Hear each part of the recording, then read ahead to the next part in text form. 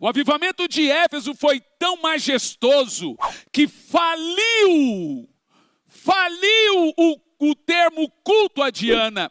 Ninguém mais comprava os santinhos, ninguém mais comprava. E a pergunta é, por que crentes esfriam?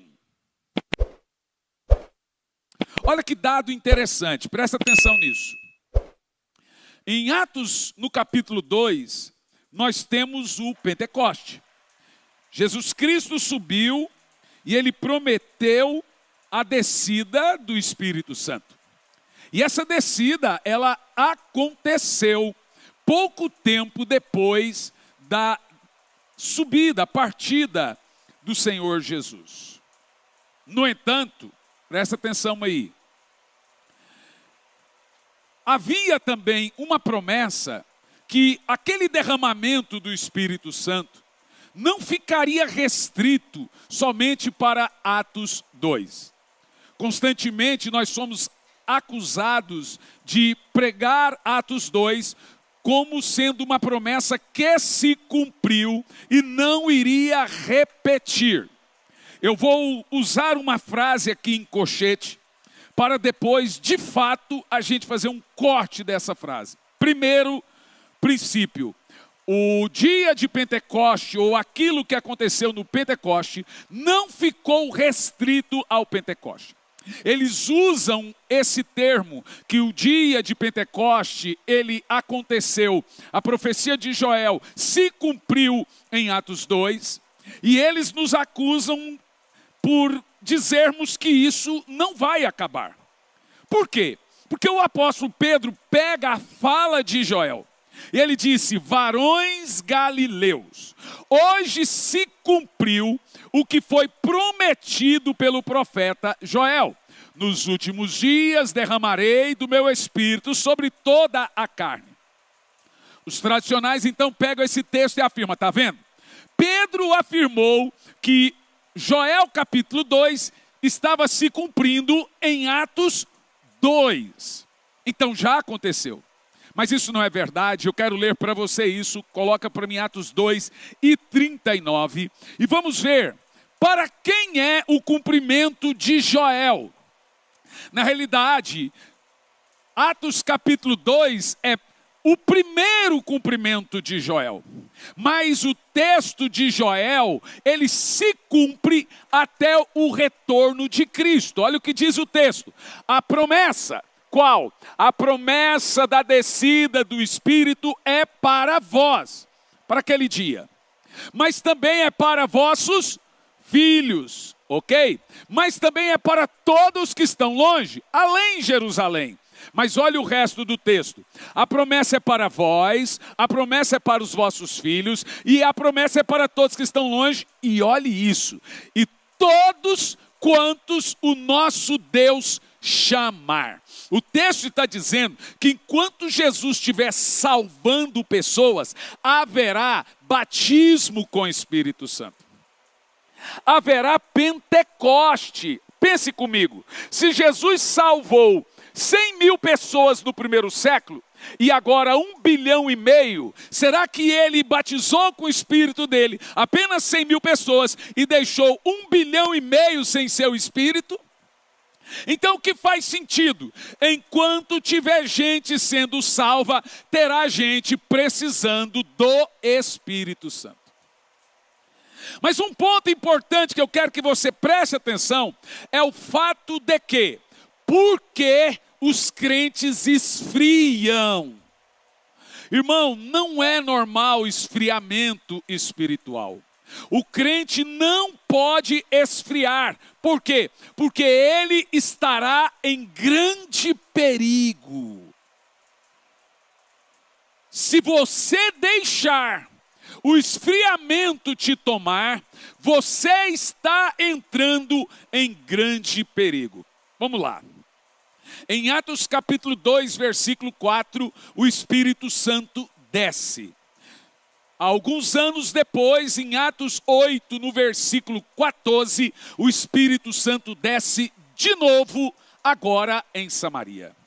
Mas aproximadamente 23 anos depois, agora na cidade de Jope, olha só que interessante, o Espírito Santo desce de novo na casa de Cornélio. Só preciso fazer uma pequena correção. Não é 23 anos depois, é 12 anos depois. 12 anos depois do Pentecoste, o Espírito Santo desce de novo agora em Jope, na casa de Cornélio. Mas presta atenção. 23 anos depois de Atos 2, agora na cidade de Éfeso, o Espírito Santo desce pela quarta vez, atingindo proporções numéricas absurdas, grandiosas. Vou repetir. 23 anos depois, acontece em números o maior derramamento do Espírito Santo, até maior que o dia de Pentecoste. Quantos anos? 23 anos. Agora, paz, meus irmãos. Apocalipse capítulo 2, nós temos uma repetição de uma igreja que é a única mencionada por 3 vezes na Bíblia. Que igreja é essa? A igreja de Éfeso. Éfeso é mencionado em Atos 19. Éfeso é mencionado na carta aos Efésios. Éfeso é mencionado em Apocalipse 2. E é interessante você entender que o maior derramamento do Espírito Santo acontece em Éfeso. Paulo pregava num anfiteatro para 25 mil pessoas, e o derramamento do Espírito Santo em Éfeso foi tão poderoso que fechou o templo de Diana.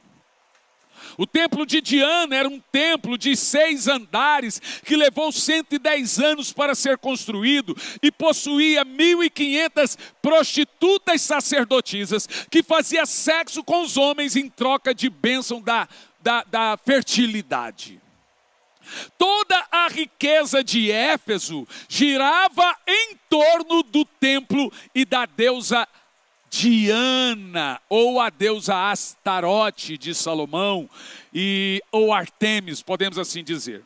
O avivamento de Éfeso foi tão poderoso que 12 dias depois da descida do Espírito Santo, o templo fechou e não abriu nunca mais. O avivamento de Éfeso foi tão majestoso que faliu o termo culto a Diana. Ninguém mais comprava os santinhos, ninguém mais comprava as imagens. O povo ia para as ruas procurando Paulo, Silas e Timóteo para confessar seus pecados e faziam fogueiras queimando os livros de magia negra. Foi um avivamento singular. A Bíblia deixa claro que é o maior avivamento da Bíblia, junto com o de Nínive, que o de Nínive são 300 mil pessoas que recebem a palavra, e o de Éfeso são 400 mil pessoas que recebem a palavra. É uma coisa singular. Mas, irmãos, entre o avivamento de Éfeso, a carta do Senhor para os Efésios, são 50 anos. O que nós temos aqui agora? 23 anos de Atos 2 a Atos 19 e 50 anos de Atos 19 a Apocalipse 2. Dando um total de 73 anos entre Atos 2, que é a descida do Espírito Santo, a Apocalipse 2, que é quando Deus diz que o povo perdeu o primeiro amor. Quantos anos? 73 anos. Eu não estou falando de 2000 anos. Eu não estou falando de 1000 anos. Eu não estou falando de 300 anos, que é o que nós, 300 anos, que é o que nós temos de tempo do grande avivamento de John Wesley. Eu estou falando de 70 anos. 73 anos depois, o povo não era nem sombra da espiritualidade que eles receberam do Espírito Santo. E paz, meus irmãos, você sabe quem era o pastor de Éfeso na ocasião da carta que o Senhor mandou para eles? Olha que coisa interessante. Quem foi o fundador da igreja? Paulo. Os pastores? Paulo, Silas, Timóteo, foram pastores em Éfeso. Mas você sabe quem foi o último pastor de Éfeso? Paz, meus irmãos, João. Quem recebeu a carta de abandonar o primeiro amor foi João. Qual João? Aquele que Jesus olha para Maria e diz: Maria, aí está teu filho. João, aí está tua mãe. Que Jesus pede na cruz para que ele cuide da mãe dele. É João. É o João da carta, das cartas. É o João. O apóstolo João, conhecido como apóstolo do amor. Conhecido como apóstolo da espiritualidade. O apóstolo moderado. Aquele que andava com Pedro. João, aquele lá, ó, na cidade de Jope, que o Senhor manda para lá Pedro e João. Quem que é? João, aquele que vai com Pedro em Samaria, pregar sobre o Espírito Santo. O homem era expert em descida do Espírito Santo. Ele era expert em avivamento. Nessa altura, não estava só João em Éfeso, estava João e a mãe de Jesus. Esse é um período turbulento, porque é também o período em que Jerusalém é invadido pelo general Tito e mata todo mundo que está lá dentro. Queima, estupra, joga as crianças no fogo. E lá não estão nenhum dos discípulos e nem ninguém, porque a história remonta que eles interpretaram a profecia de Jesus quando disse: quem está no telhado, não desça. Quem está no campo, não venha. Não venha a Jerusalém, porque haverá grande aflição. E ai das grávidas e das que amamentam. Bom, tanto João quanto os demais interpretaram e não foram para Jerusalém. A verdade é que João era o pastor da igreja de Éfeso. E nem ele, o grande apóstolo João, conseguiu impedir a frieza. Irmãos, o zelo é um aliado da igreja. O zelo é uma coisa que ninguém pode abandonar. Mas zelo sem fervor vira religiosidade. Tem muita gente, em nome do zelo, impedindo o fluir e manifestação do Espírito Santo em sua igreja.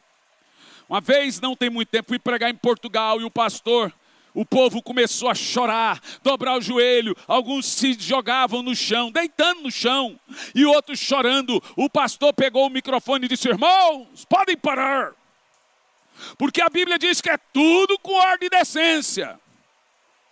Aí eu te pergunto, você acha que ele conseguiu parar? O povo já estava tudo no chão, chorando, orando em língua, crianças chorando e tal, e o pastor mandando o povo parar. Falei: tenta. E na cabeça desse pastor, ele estava sendo o quê? Zeloso.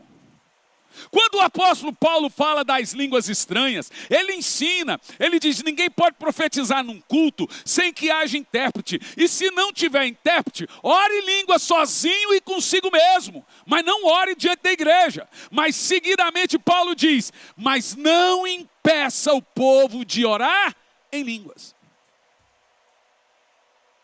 E as pessoas, em nome desse suposto zelo, não percebem que estão afugentando o Espírito Santo.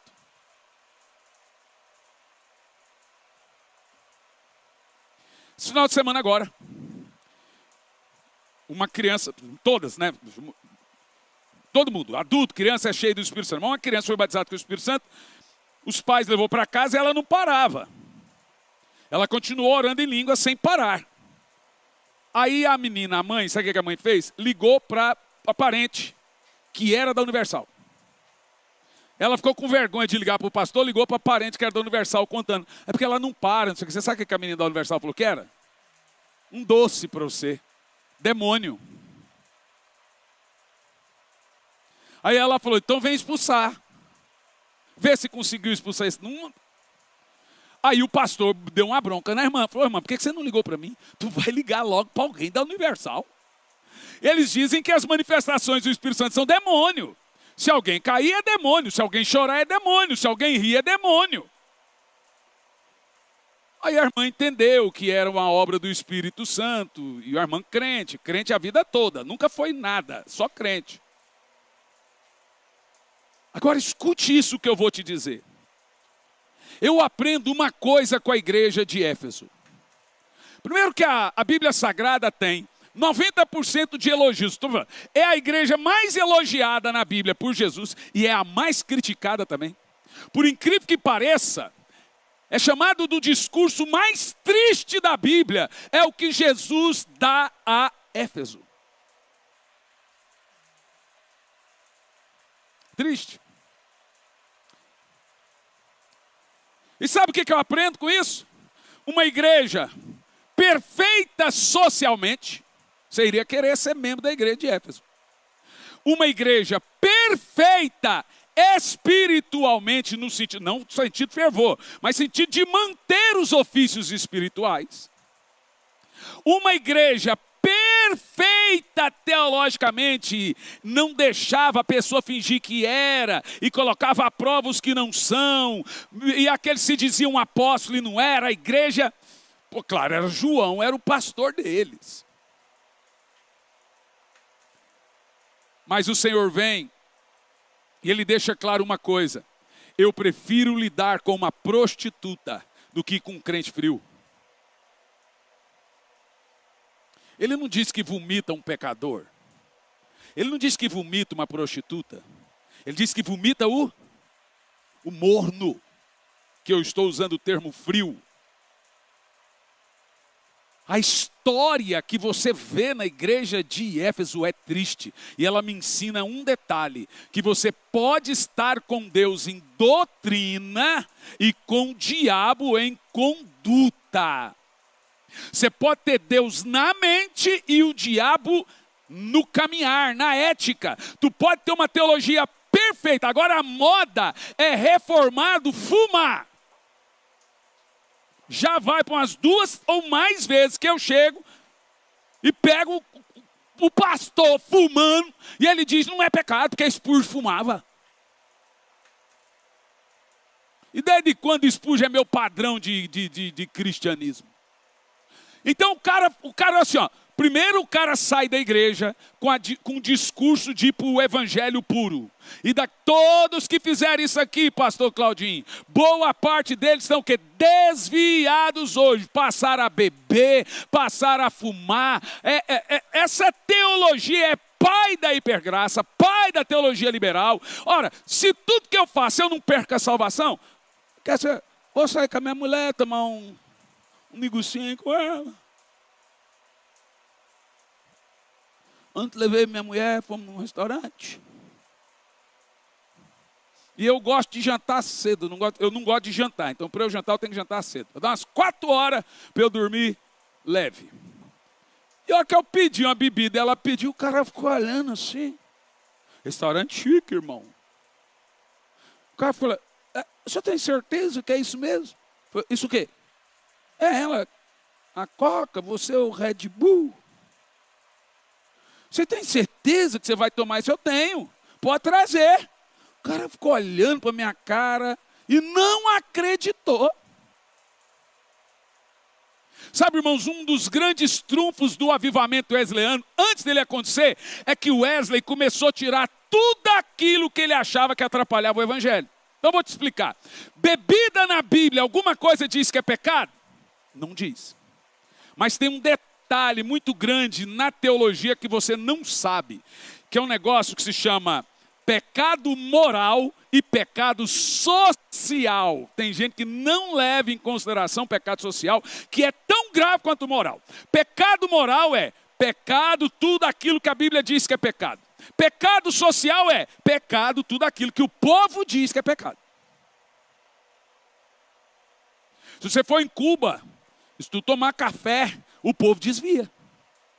Porque café lá é bebida forte, como é o álcool. Então a gente vai lá, a gente fica triste. Agora, como é que a Bíblia lida com isso? Aquilo que faz meu irmão tropeçar, passa a ser pecado. E não precisa a Bíblia dizer. Isso é chamado na Bíblia de pecado social. E o grande trunfo de Wesley foi que ele começou a pregar, gente, abandone, porque lá na época de Wesley, as igrejas na Inglaterra tinha pub na entrada da igreja. Num friozinho desse, o irmão já entrava de calor. Já entrava de pileque, menino, ele já entrava no fogo e não era do Espírito. E Wesley percebeu que certas coisas impediam o agir do Espírito Santo. Quando nós começamos a relativizar certas coisas, vai por mim, meu irmão, a vida no Espírito faz você olhar para algo e não faz você dizer que é pecado, faz você dizer, não está me fazendo bem. E não precisa alguém pregar para você. Você e o Espírito em você fala assim, não, ninguém me disse isso aqui. Não estou gostando mais disso. E a partir a maneira como a gente vai se separando, o Espírito vai lidando. Olha a igreja de Éfeso. A igreja de Éfeso praticava coisas que eles achavam que não eram pecado. O que é, irmãos? Já que eles eram perfeitos em todo o resto, só eles foram achados em falha: o primeiro amor. Se eu falar aqui agora, irmão, o que você acha que é primeiro amor? Você, o que você acha que é primeiro amor? Você, o que você acha? Cada um vai ter uma resposta. Mas é interessantíssimo a gente caminhar na Bíblia. Primeiro, entender o que é primeiro amor. E depois nós vamos entender por que os crentes esfriam desse tal de primeiro amor. Vamos começar a partir de Apocalipse 2. No versículo 4, por favor.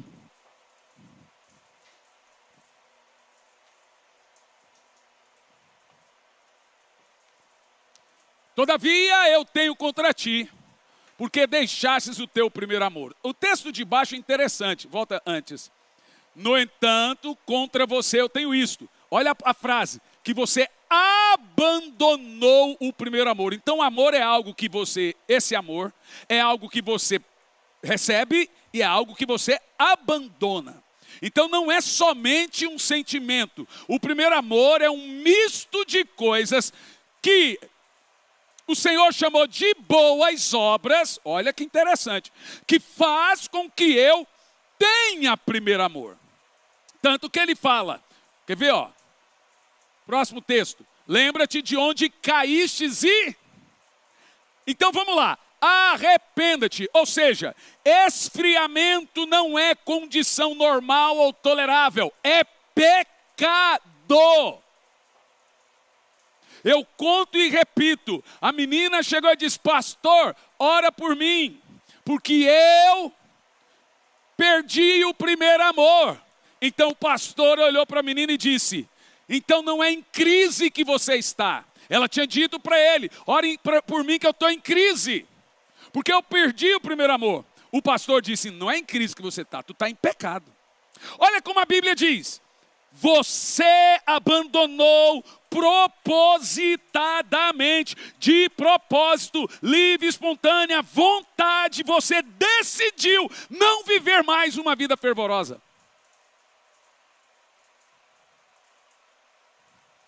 E ele diz, veja onde caiu, olha que interessante. Esfriamento é uma queda. É comparado a pecados gravíssimos. Então não é um pecado comum, porque ele usa a palavra arrependa-te. Não é o irmão dizer, pastor, eu não estou bem, perdi o primeiro amor, me ajude. E a gente lidar com isso como se fosse uma coisa comum na igreja. Não é.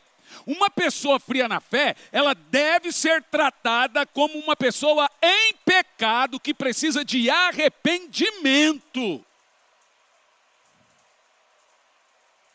Por quê, irmãos? Vamos pensar, é o óbvio. Se Jesus é o teu topo, é o teu tudo, se sua fé está firme em Jesus, O que pode roubar teu fervor, se Ele é tudo? Você vai se entristecer, você vai se chatear, vai ter momentos ruins na vida, mas é igual Jó.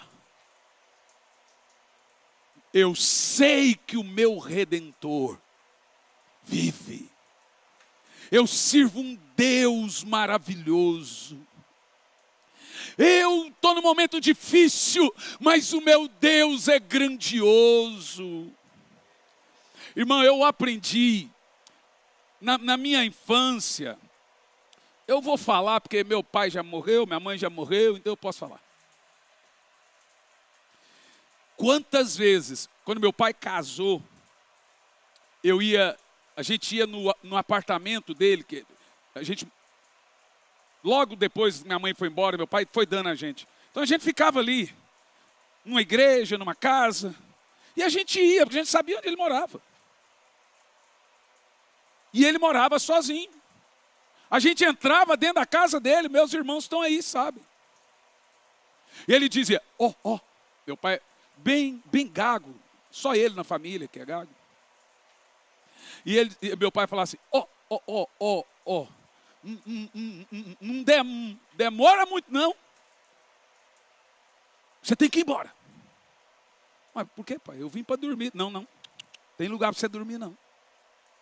Então a gente ia, ficava um pouquinho, ia embora. Eu aprendi, irmão, na minha vida, o dia que meu pai casou, eu e meu irmão mais velho fomos no casamento dele. Nem lotado fomos. Todo mundo foi embora, 11h30 da noite, ficou ele, olhando para a cara dele, e a gente não tinha mais ônibus, a gente não tinha para onde ir. Todo mundo foi embora. E aí, todo mundo acabou e perguntou à irmã lá, vocês vão para onde? A gente olhou para a cara da irmã que perguntou, falando, nós não temos para onde ir. E eu aprendi, na minha infância em diante, até tudo, que evangelho nasce e ele brota de gente rejeitada. O camarada que vem para o ministério e nunca passou esse tipo de coisa, ele tem mais dificuldade de assimilar o evangelho. Porque a gente cria casca. Aqui, casca. Quando a gente chega nessa fase do evangelho, a gente não vai murmurar, isso aqui não é nada. Pelo que tu passa com não tem nada que doa mais que rejeição. Não existe. Não existe. Nem passar fome. Eu trocaria todas as vezes que eu passei fome para ter a atenção do meu pai. Nunca tive. E eu vou te falar uma coisa. Não faz falta. Já fez. Mas não faz. Tem uma mulher maravilhosa. Uma filha maravilhosa que me dá atenção, uma família maravilhosa, viajo com meu filho, que delícia viajar com meu filho. Ele entra no quarto dele, fecha a porta, eu só vejo ele na hora de ir para o culto.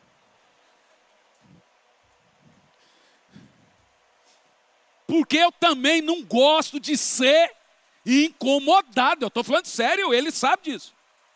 Não me perturbe. Aí o rapaz vai lá, bora academia, vá se catar, piá. Olha lá, um calor terrível onde a gente estava, ar-condicionado ligado, e eu assistindo um filme inédito, Bruce Lee.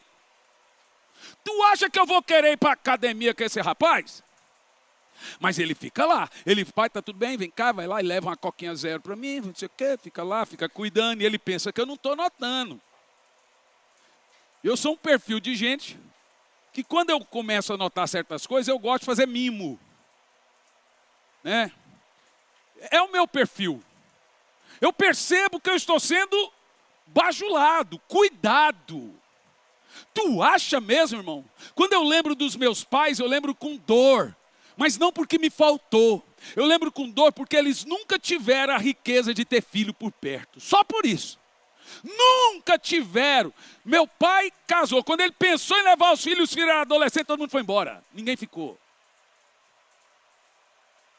E ele era um homem muito duro, muito bravo. Esse aqui com 15 anos. 15 anos. Chegou lá para o meu pai e falou assim, vou casar agora. A menina que ele disse que ia casar tinha uns 15 anos a mais que ele. Mas não é pior, isso não é o pior, não. Ele saiu e ele levantava todo dia cedinho, procurando terreno para comprar, para construir a casinha dele, para morar com a menina. 15 anos, meu Deus do céu. Me desminta agora. Eu falei que havia um troco depois da última que tu falou, eu falei. Gente do céu, eu olhei assim. Aí eu ia visitar eles, aí ficava olhando. O Samuel para lá e para cá. Né, amor? Vou casar, 15 anos. A vontade de sair de casa era tão grande. E queria era casar. Irmão, eu vou te falar uma coisa extremamente importante. Se tem uma coisa que rouba o fervor espiritual de um crente, é a murmuração. Crente reclamão perde o favor de Deus.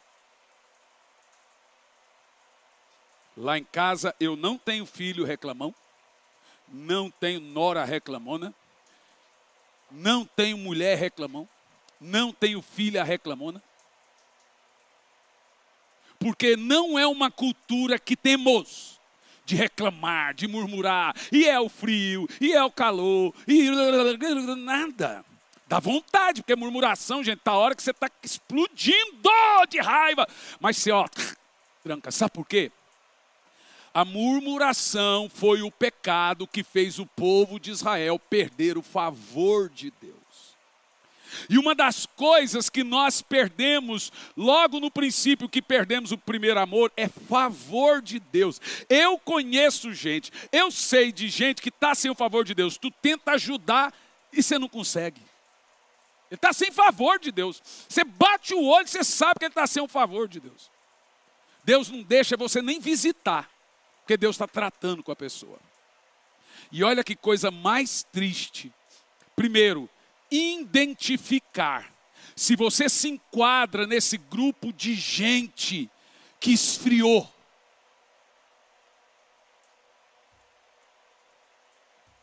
Isso está falando, esse esfriamento está falando do tipo de relação que eu estou tendo com Deus momentaneamente. Põe lá o texto, Apocalipse 2 e 4 de novo. Tenho contra ti porque abandonastes o teu primeiro amor. Olha o que ele diz. Lembra de onde caístes? O que aconteceu? Você ficou triste, decepcionou com alguém? A Bíblia está mandando você fazer um release aqui. Foi ali que eu esfriei. A partir daquilo eu não consegui orar direito mais. A partir daquilo eu não consegui mais ter uma vida espiritual constante. Então lembra de onde caístes? E chega diante de Deus e fala, Senhor, eu culpei o Senhor. Porque é isso que pecado é. Pecado é uma revolução contra Deus. Revolução. É isso. É levantar altares, seu bel prazer, para ofender Deus. Você faz isso direta ou indiretamente. Você faz de propósito ou sem pensar. Mas é isso que a gente faz. A gente se levanta contra Deus. Direta ou indiretamente. A gente levanta sacrifícios e vários altares de ofensa a Deus, com raiva que a gente está tendo dele, mesmo sem falar isso. Por que a Bíblia manda você se arrepender? Porque todo pecado, ele é um pecado contra Deus. E por que ele é um pecado contra Deus? Porque eu estou atingindo diretamente Deus e indiretamente minha família. E o da frieza, ele é um pecado covarde. Por que ele é um pecado covarde? Porque eu vou a Deus reclamar de Deus uma coisa que eu decidi, por minha vontade, praticar, que é abandonar o primeiro amor. Mas quem que eu culpo? Deus. Veja, eu sou o culpado, mas eu culpo Deus. Então é um pecado covarde. E ele diz assim, Lembra-te onde caíste e arrependa-te. Agora isso aqui é interessante. E faz as primeiras obras. Então vamos lá. Isso aqui é maravilhoso. Porque primeiro, para identificar esse primeiro amor, a gente vai entender aqui agora a dose do remédio do Senhor para a igreja. Quando ele diz, faz as primeiras obras. Agora isso muda tudo. Porque agora o Senhor Jesus está lembrando aquela igreja do que aconteceu há 50 anos atrás. Porque ele usa o termo primeiras obras.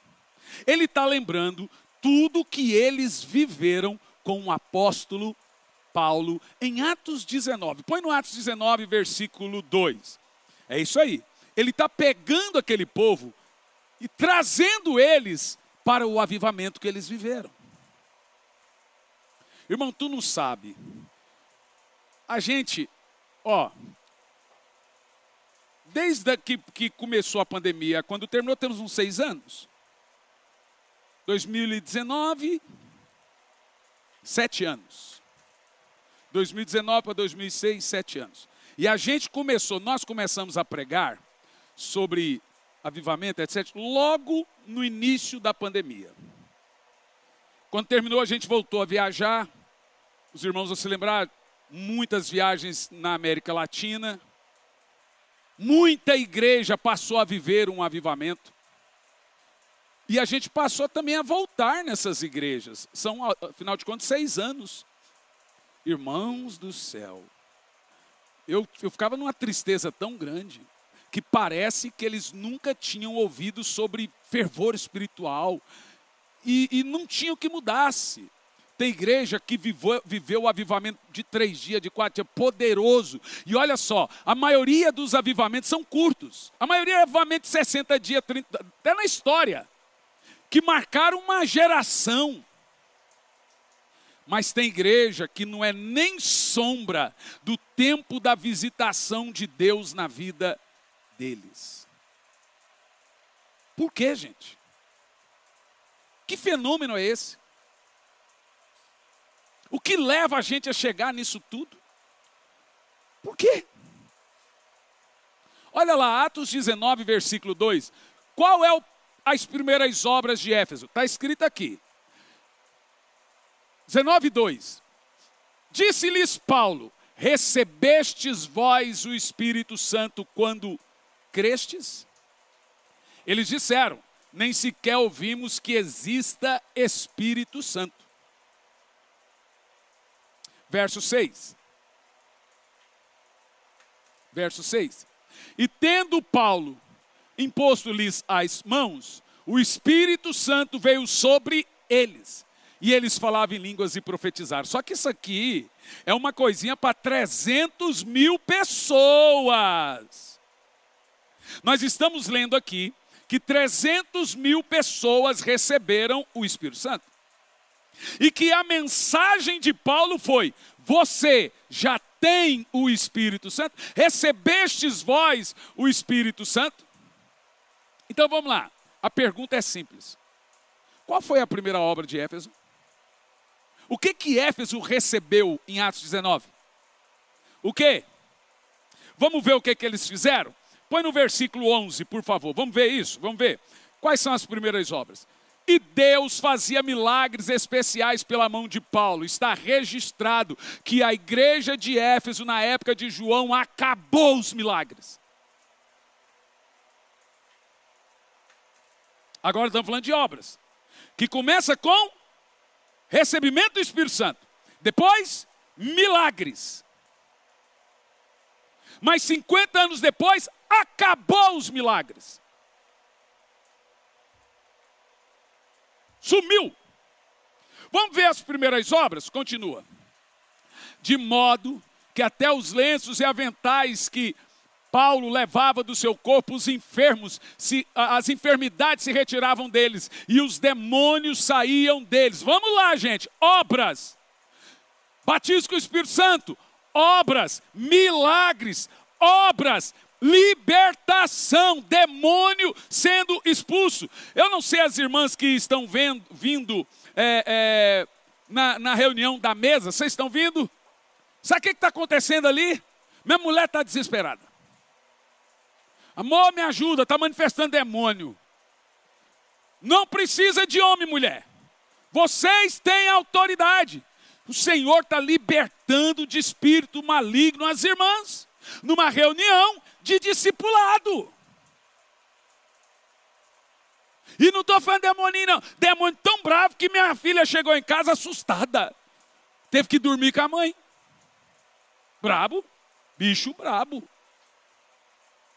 Que reunião que é essa? Numa mesa, as irmãs sentam, várias entre comunidades pequenininhas ali, vão conversando, daqui um pouco tem uma oração e os bichão começam a manifestar.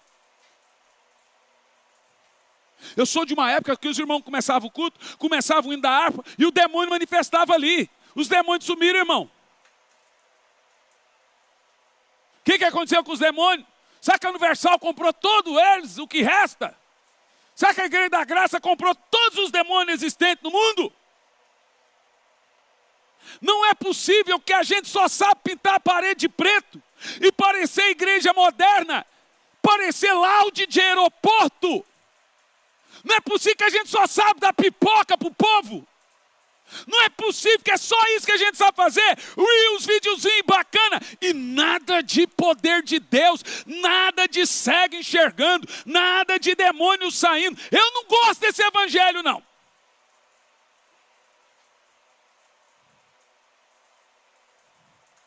E antes que alguém fique bravo comigo na internet, minha igreja é de preto, minha igreja tem telão, minha igreja tem réus famosinho, minha igreja, tudo.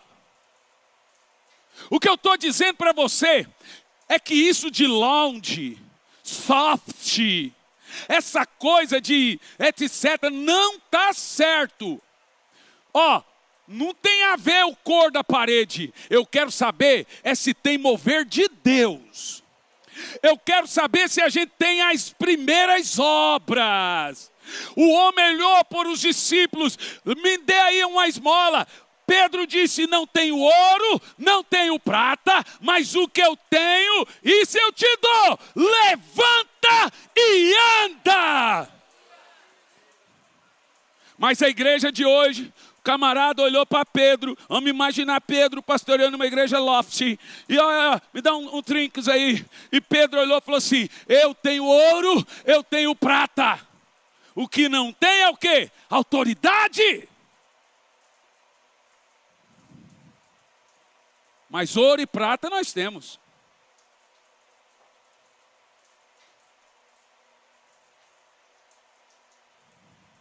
Primeiras obras. Igreja que anda na autoridade do Espírito, que a família vem aqui com o casamento destruído, é mudado. Para você ver o poder do discipulado, gente.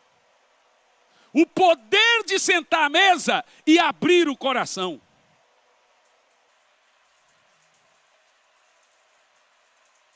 Olha isso. O que o Senhor está chamando de primeiras obras da igreja de Éfeso? Ele está chamando de primeiras obras o povo sendo batizado com o Espírito Santo. Ele está chamando de primeiras obras milagres. Ele está chamando de primeiras obras demônios saindo. O que fez o povo de Éfeso querer o avivamento e querer Jesus? Vou ler para você, continua o texto, vamos lá. Alguns judeus andarilhos, exorcistas, tentavam invocar sobre os que tinham espíritos malignos o nome do Senhor Jesus, dizendo, esconjuro-te por Jesus a quem Paulo prega. Olha isso, dentro de Éfeso. Eram 7 filhos de Seva, um judeu, e principal dos sacerdotes. E eles faziam isso. A ideia é que tinha tanto demônio em Éfeso que as pessoas andavam ganhando dinheiro, fazendo exorcismo. A cidade, a cultura era incorporação. E eles acreditavam que se tivesse demônios, era um Deus que invadia eles. Meu Deus do céu. E o espírito maligno respondeu para os 7 rapazes que foi expulsar um demônio. O demônio disse, eu conheço Jesus e sei quem é Paulo, mas vocês, vós, quem sois? E o homem que tinha o espírito maligno saltou sobre eles, dominando-os, prevaleceu contra eles, de tal maneira que os 7 fugiram nus e feridos daquela casa. Que surra! Um demônio deu uma surra em 7 rapazes e deixou eles completamente nus. E eles foram correndo pelas ruas. Agora, vamos fazer uma seguinte pergunta. Olha só. Quantos de Éfeso vieram para o Senhor? A cidade tinha 300.000 habitantes. O que eu acho engraçado, gente, é que em Atos 17, Paulo está pregando em Atenas. E não tem muito resultado e tem que sair fugido de madrugada. Por quê? Paulo agora está usando palavras de filósofos, citando elas. E não tem resultado. No capítulo 18, ele vai fazer isso em Corinto. A mesma coisa. Ele continua citando filósofos e não tem resultados. Tem que fugir de madrugada. Manda uma carta para Timóteo e para Silas. Venha, que eu fugi daí, eu não estou mais, venham. Aí eles chegam em Éfeso. Paulo chega em Éfeso com uma certa frustração. Mas ele se lembra de como Deus está fazendo com Pedro. A sombra de Pedro curando pessoas. Que aonde Pedro chegava, ele evocava e invocava o Espírito Santo. E Paulo percebeu que a estratégia então de Pedro era o Espírito Santo. Aí sabe o que ele fez? Mudou tudo, o homem era humilde também. Mudou tudo. Quando ele chega em Éfeso, ele não repete o fracasso de Atenas, não repete o fracasso de Bereia, não repete o fracasso de Tessalônica, não repete o fracasso de Corinto, ele agora muda a estratégia. Como eu já li para você no verso 2, ele começa falando do Espírito Santo. Agora Paulo está cheio do Espírito Santo. Ele agora vai usar a estratégia que foi usada em Samaria, que foi usada em Jope e que foi usada em Jerusalém, que é: derrama sobre nós o teu Espírito, Senhor. Olha lá o texto. Depois dos milagres e tudo isso, 300.000 pessoas. E isto foi conhecido por todos os judeus e gregos. Todos os judeus e gregos. Quantos? E também a todos que habitavam em Éfeso. O que aconteceu em Éfeso? Povo sem temor, povo cheio de demônio, de prostituição e o temor. Irmão, o primeiro da prova que nós estamos vivendo um avivamento é o temor. As pessoas têm temor de Deus, têm temor de falar palavrão, têm temor de gritar com a esposa, têm temor de gritar com o marido. Olha isso, a primeira coisa que aconteceu em Éfeso foi que desceu o temor. Por isso que a Bíblia diz que o temor é o princípio. Você sabe o que significa temor? Você sabe o que significa a palavra temor? Vou te explicar. A palavra temor na Bíblia significa ver Deus vendo. Vou repetir. Não é saber que Deus está vendo. É ver Deus vendo. É diferente. Um filho saber que o pai pode saber é uma coisa, mas um filho olhar e ver que o pai está vendo é outra coisa. O temor é muito mais que obediência. O temor é muito mais que qualquer coisa. O temor é ter a plena convicção e certeza de que Deus está te olhando. O sentimento de temor é o sentimento de pureza e santidade. O que você acha de ser aceito em lugares que Deus é odiado? Esse é um pensamento de temor. O que você acha de você ser amigo de inimigos de Deus? Gente que escarnece seu Deus, gente que escarnece sua fé, gente que zomba de tudo que você crê. Crente tem que ter a maturidade para ter bons amigos, para você poder evangelizá-los. Eu estava pensando nisso hoje. E aqui na igreja tem alguns irmãos que têm o talento de trazer gente para a igreja. Tem uns 3. Pastor Claudinho e pastor Adai. Tem uma capacidade de trazer, a gente chama de trazer para a igreja, mas na realidade é evangelizar. Tem a capacidade de trazer pessoas para a igreja. Tem irmãos aqui que têm essa facilidade de convidar e conseguir trazer. Isso é um dom. Isso é um dom. Mas existe uma coisa que você tem que tomar muito cuidado. Quem zomba do teu Deus, nem Deus quer você por perto dele.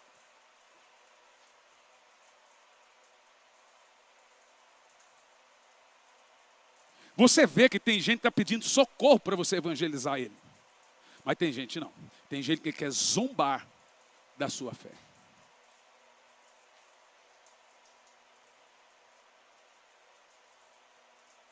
Primeiro amor. Olha isso. Primeira coisa que aconteceu em Éfeso. Caiu o temor sobre todos.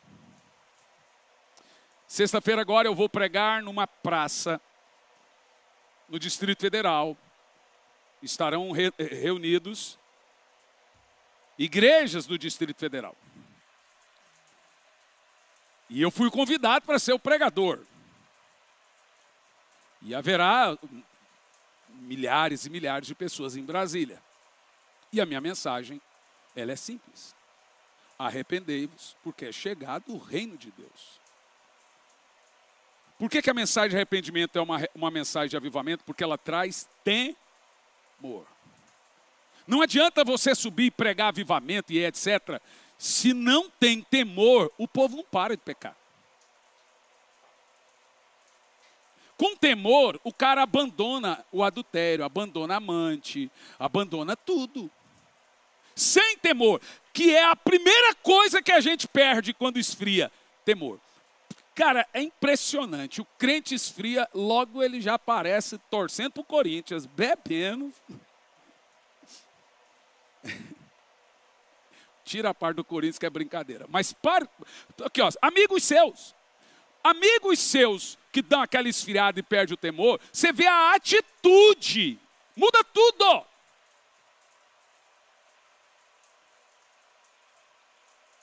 Por isso que o temor é o princípio. Olha o que acontece, caiu o temor sobre todos. Eu quero indicar você aqui agora, para ajudar a sua anotação. Porque as primeiras obras a gente já definiu o que é. Mas o que é o primeiro amor? Quando o Senhor disse, volta ao primeiro amor, e você vai voltar ao primeiro amor praticando as primeiras obras. As primeiras obras não é o primeiro amor, é obras. E elas trazem o fervor. Então, já dizendo você, ela traz o primeiro amor. Primeiro, o primeiro amor é o fogo inicial do Espírito. É aquele primeiro fogo. Como nós lemos em Apocalipse 2, do verso 4, você abandonou o primeiro amor. Como nós lemos em Atos, o que eles receberam foi o fogo do Espírito. E o Senhor fala, esse fogo de Éfeso foi o primeiro fogo de vocês. Esse é o primeiro amor. E aqui está esse paralelo. Segundo, é o Espírito Santo que batiza você com esse amor.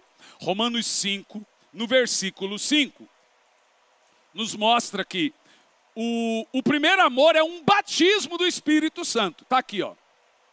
E a esperança não nos envergonha, porque o amor de Deus está derramado em nossos corações pelo Espírito Santo que nos foi dado. Você percebeu?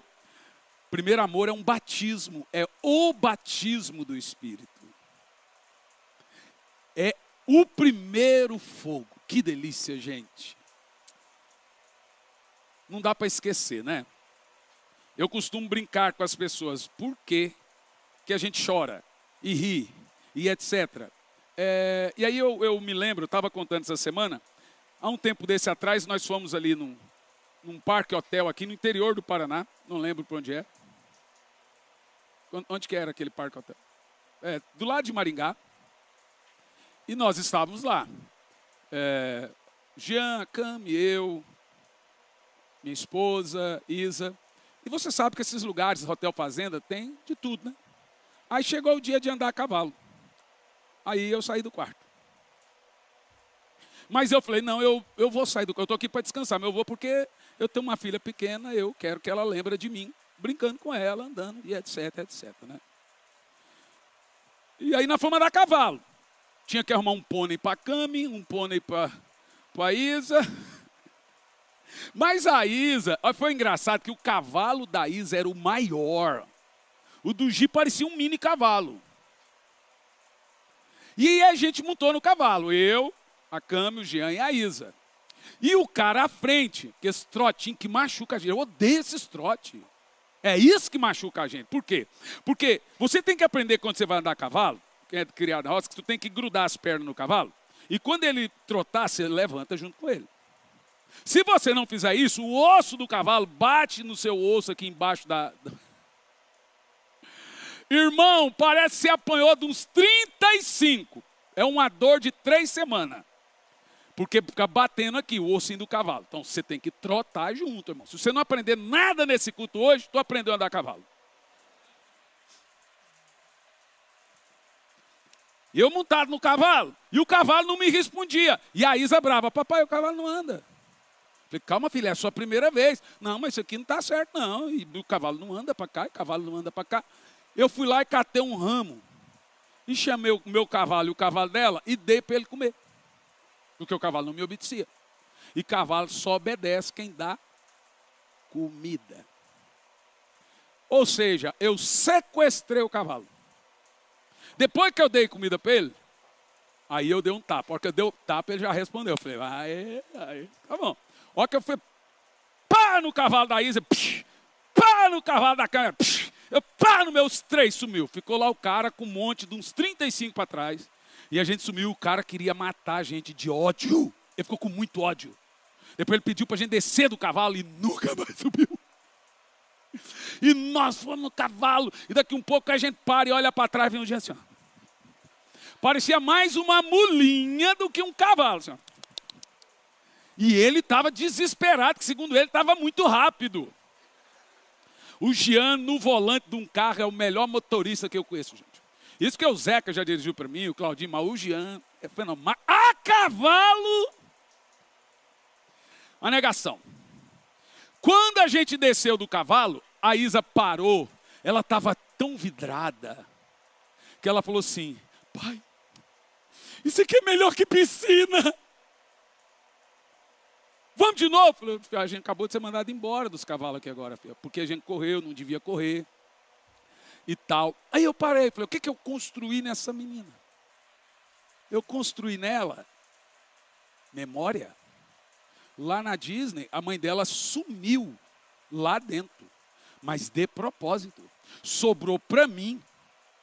E nos brinquedos, eu, irmão, sou um coroa de 45 anos. Já não sou uma criança. A hora que ela subiu naquele negócio... Irmão, minha cabeça ficava assim, ó. A hora que desce, aí ela grita, pai, você está bem, pai? Lá em cima eu apaguei assim, e ela pensou que eu tinha desmaiado, e ficava me mexendo comigo, e eu não abri o olho de jeito nenhum. 2 minutos depois eu abri o olho. A hora que eu desci, falei, filha, segura o pai aqui, ó. Eu vou cair, filha. O que foi, pai? Essa é só a primeira. Falei, mas não tem mais não, né? Falei, tem muitas outras. Falei, filha, eu iria 1 milhão de vezes com você, se isso te faz feliz. Mas espero nunca mais precisar ir. E aí eu estava pensando nisso num hotel, acredita? O que são as manifestações espirituais? São memórias. Você não pode vir na igreja atrás de manifestação, mas saiba que elas estão aqui. Você saiba disso.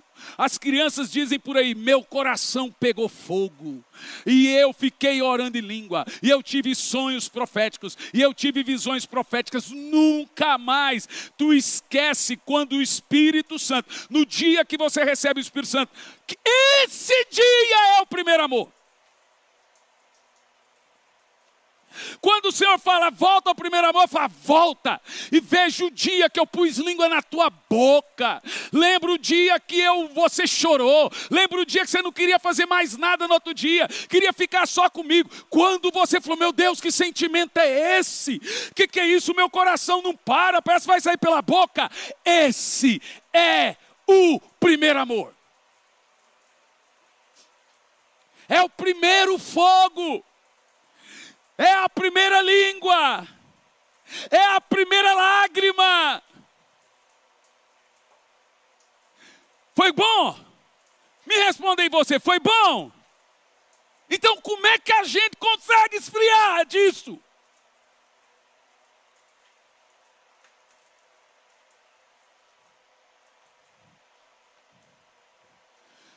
Nós precisamos vasculhar no nosso coração e ver como eu consegui tirar. Porque veja, não é o diabo que tira. Não é Deus que tira. É você que abandona.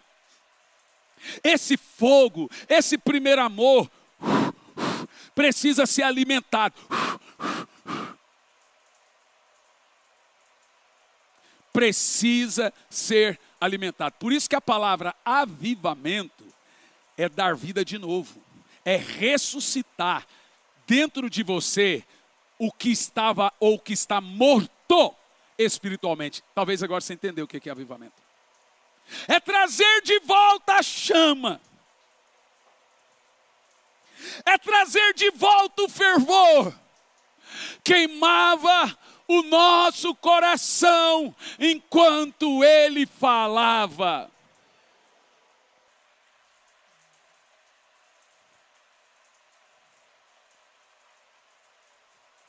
O amor não nasce do esforço humano. Olha que interessante. O primeiro amor você não produz, mas a falta dele é você que decide. É você que abandona. Tu não pode construir primeiro amor, mas é você que acaba com ele.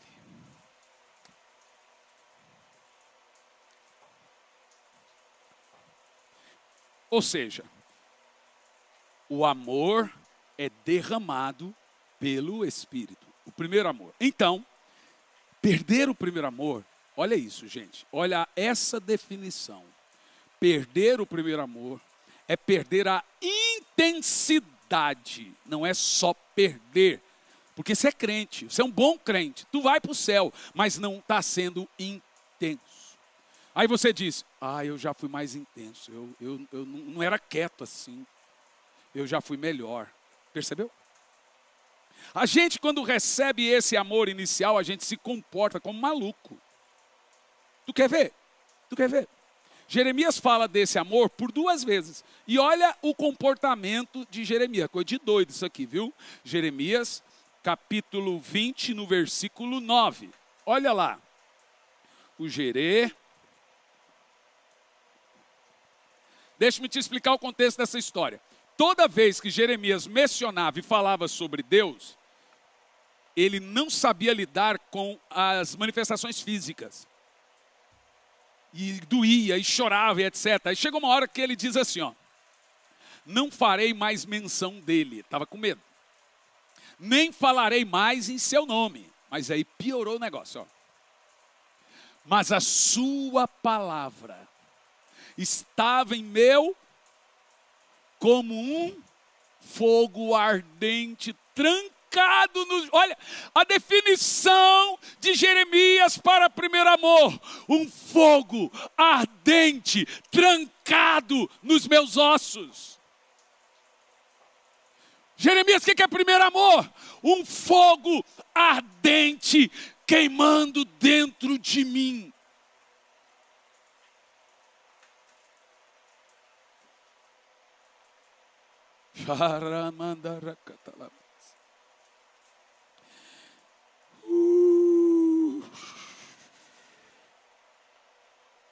E Jeremias diz que isso acontecia quando ele falava o nome dele, fazia menção dele. Por que você acha que as crianças recebem?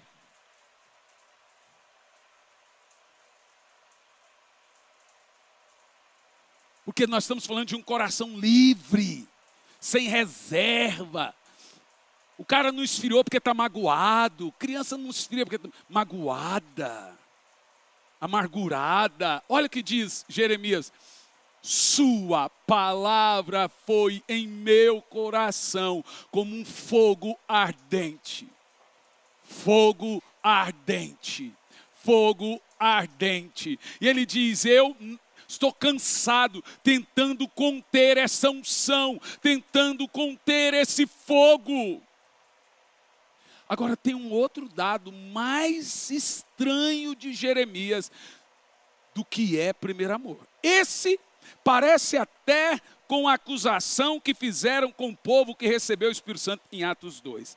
Jeremias 23, no versículo 9. O meu coração está quebrantado dentro de mim. Sabe o que você está vendo? Não tem como estar diante de sua presença sem rolar lágrimas. A gente, irmão, olha, é ruim. Você vai diante de Deus e você não sente, está seco, não derrama uma lágrima. O que a gente faz? Passa a desistir e fica magoado e não tem coragem de dizer com quem está magoado. Mas a gente precisa insistir. Eu vou e eu falo, Senhor, eu estou aqui, eu vim aqui. Se vai ser 5 minutos ou 1 hora, aí é com o Senhor. Mas eu estou aqui. Quantas vezes eu cheguei diante de Deus, fiquei calado por 40 minutos. Falei, eu vou ficar aqui. Não disse uma palavra, não disse nada. Depois de 40 minutos, porque veja, existe um espaço invisível entre a sua oração e o céu. E para a sua oração chegar ao ouvido de Deus, ela precisa vencer a carne, a vontade de dormir, a vontade de comer, a vontade de assistir, a vontade de falar no WhatsApp, isso é carne. E a fase de vencer a carne, meu Deus. Mas tem horas que você vence essa fase da carne por 10 minutos, 5 minutos. Mas tem hora que demora horas. Quando Davi diz, esperei com paciência no Senhor, e ele inclinou para mim e ouviu o meu clamor, ele não está falando que ele sentou ali, fez uma oração, daqui uma semana, não, ele está falando que ele dobrou o joelho e ficou ali, esperando, até ele vir, na oração.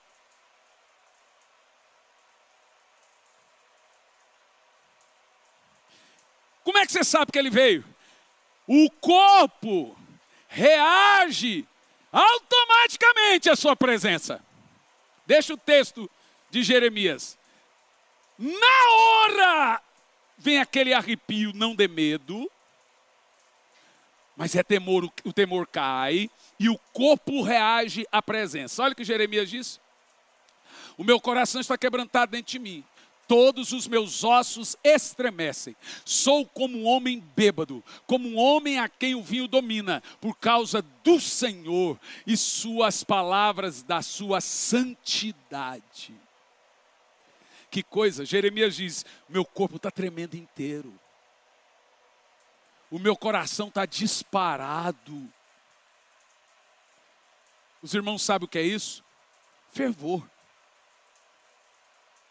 Irmãos, você precisa insistir com sua vida e com fervor espiritual em você. Não abandonem o Espírito Santo. Insistam com o Espírito Santo. Não abandone seu relacionamento com o Espírito Santo. E isto diariamente. Oh Espírito Santo,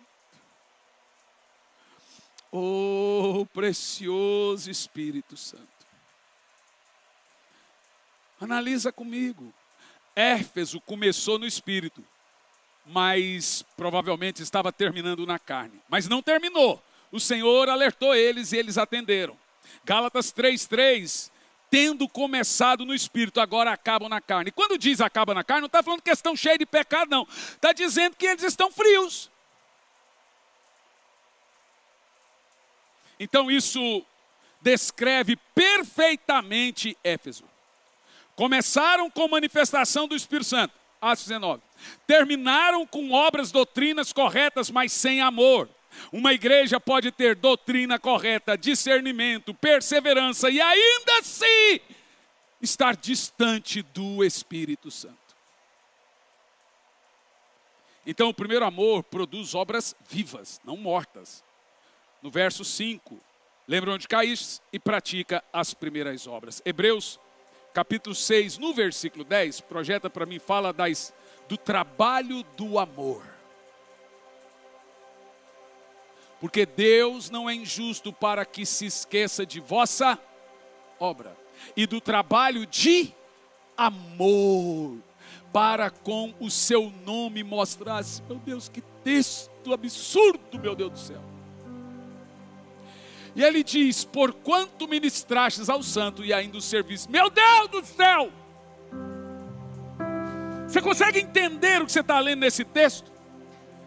Deus não é injusto de não se lembrar de tudo que vocês já fizeram.